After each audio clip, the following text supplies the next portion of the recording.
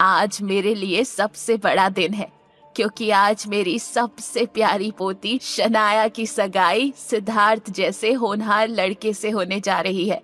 मैं चाहती हूँ कि आप सभी लोग इस खुशी के पल को एंजॉय करें। गायत्री देवी की बात सुनते ही सभी मुस्कुराते हुए उन्हें देखने लगे। एक ही पल में पार्टी का माहौल नॉर्मल हो गया। सिद्धार्थ भी अपनी झूठी शान के साथ लोगों के साथ मिलने जुलने में लग गया। वहीं मुंशी जी की नजरों में अभी तक सिद्धार्थ के लिए गुस्सा भरा हुआ था। वो अगले ही पल गौतम को ढूंढने लगे। तभी उनके पास गौतम का कॉल आ गया। जी हुकुम। मुंशी जी, जो नेकलेस मैंने अपनी के लिए खरीदा था वो आप लाए हैं ना? जी हुकुम, लाया हूँ। ठीक है, मैं पीछे वाले गेट के पास खड़ा हूँ, आप जल्दी आ जाइए और ध्यान रहे कोई देख ना ले। जी हुकुम।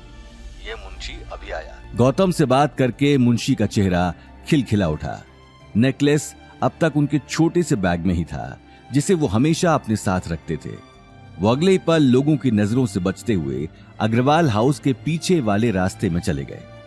कुछ ही देर में उन्होंने गौतम से मिलकर उसे नेकलेस दे दिया। नेकलेस देखते ही गौतम को अवनी का ख्याल आ गया। मुंशी जी एक टक गौतम की आंखों में देख रहे थे।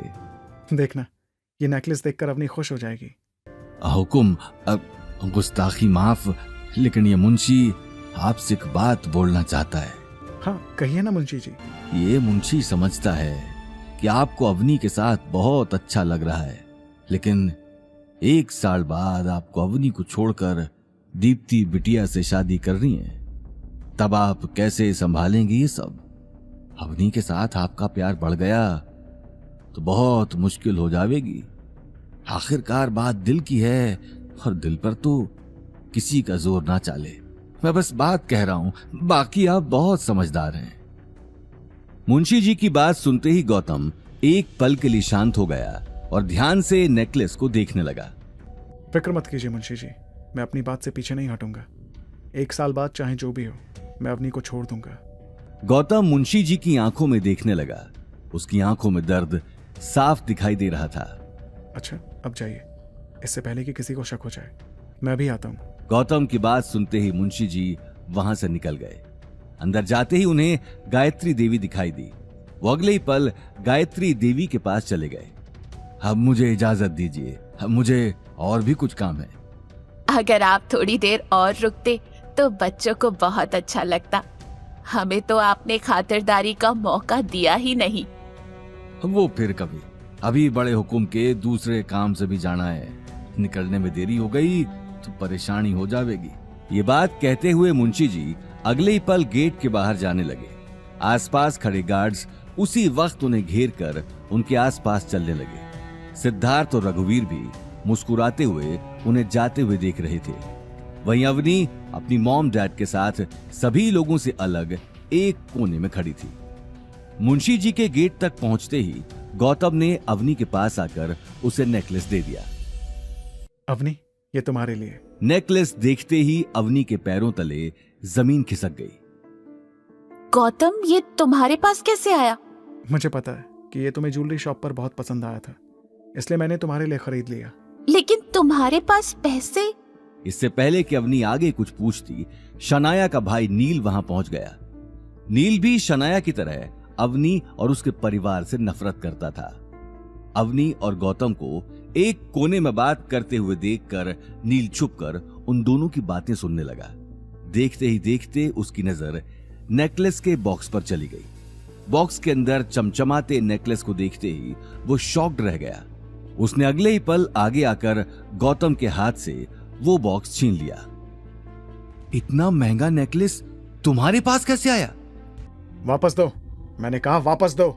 वापस दे दूं? पहले ये बताओ ये तुम्हारे पास आया कहां से? मैं कहीं से भी लाया हूं, तुम्हें क्या? मैंने कहा वापस दो। ये कहते हुए गौतम नील से नेकलेस छीनने लगा, लेकिन नील ने अगले ही पल उसे अपनी पीठ के पीछे छुपा लिया। कहीं तुमने इसे चोरी तो नहीं किया? ये सुनते ही अवनी की आंखों की कोर गीली हो गई, क्योंकि गौतम के पास नील की बातों का कोई जवाब नहीं था। गौतम, क्या हुआ? तुम जवाब क्यों नहीं दे रहे? आखिर तुम ये नेकलेस कहां से लाए हो? सच सच बताओ, क्या सच में तुमने ये नेकलेस चोरी किया है?